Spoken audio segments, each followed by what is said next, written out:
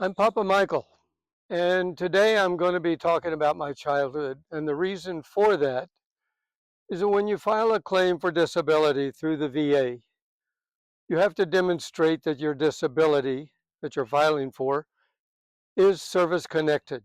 And one of the things that I filed for PTSD. And one of the first things that they're going to examine is if your PTSD was caused by the military, or if it was caused by an event before the military or after, or if it's related to your childhood. So I'm going to be demonstrating today that my PTSD is not related to my childhood. My father was in the Army Air Corps, which is now the Air Force. He joined in 1944, and he was stationed at Great Bend, Kansas, working in radar.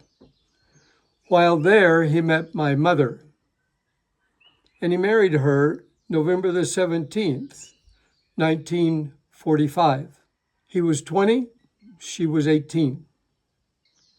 After the war, they returned to his small town of Guyman, Oklahoma, in the middle of the Panhandle. Originally, this part of the state of Oklahoma, the Panhandle, was called No Man's Land before Oklahoma became a state in 1907. And it was called No Man's Land because Texas had to give it up because north of a certain parallel, you were not allowed to have slavery. Kansas didn't want it. New Mexico didn't want it. Colorado didn't want it. Oklahoma took it, and it became a part of the state of Oklahoma. My roots in the Panhandle go back to my great-great-grandfather on my father's side, who in 1877 took a herd of 1,500 longhorn cattle from Springfield, Missouri to just south of Guyman. He took the cattle there to be on open range, no barbed wire anywhere, no settlers anywhere. It was all open land. It's a harsh land, still is to a degree. Cold winters, hot summers, tornadoes, and in the 20s, they had the devastating Dust Bowl days, which I'm sure you've heard about, maybe even read John Steinbeck's book, Grapes of Wrath. Also in my childhood, in the 50s, there were more of these devastating dirt storms. I was born in September of 1946, 1 year after the official end of World War II. Baby boomer. Followed a year and a half later by the birth of my only other sibling, a boy, Robert Max. Raised in an environment of pioneers, cowboys, my brother and I grew up with our heroes. Hopalong Cassidy, somewhat before television time, Roy Rogers, John Wayne, and in the 70s, the spaghetti Western hero, Clint Eastwood. I want you to know that I was popular with the girls. In fact, in the second grade, my boy classmates, I don't know why, tied me to a tree on the recess grounds of the school, and then had the girls come by and kiss me. I was raised on a farm. I was always around animals. We had a horse, small farm, a few cattle, pigs. My dad had some pheasants that he raised and chickens that I raised to earn money. I would buy these 100 in a box, and I would raise them from chicks to brooder hens that I could dress. That means to kill, take the feathers off, clean them up, and then sell them. My dad told me how to kill these chickens before I could dress them. He said, you put a stick on the ground, you hold on to the legs of the chicken, turn the chicken upside down, put the neck over the first stick, put the second stick over the neck of the chicken, and then you step on both sticks and you pull up, decapitating the chicken. I hadn't done more than 7 or 8 of these, and chickens, when they have their head pulled off, and I'm sure you've heard the expression, you're like a chicken with his head cut off. They jump around, their muscles still work, they're spurting blood all over the place. So I was covered with blood. I looked like a Jackson Pollock painting. I also had a paper route, and my legs must have been in really good condition because the streets were dirt, several of them. The bicycle had one speed only, and the tires were probably the diameter of my arm. And carrying a pack of 40 to 50 newspapers on a bag dangling off of the handlebars. I mowed lawns in the summertime. I had an 18-inch wide mower, not self-propelled, and you'll see in the video how I had to start it.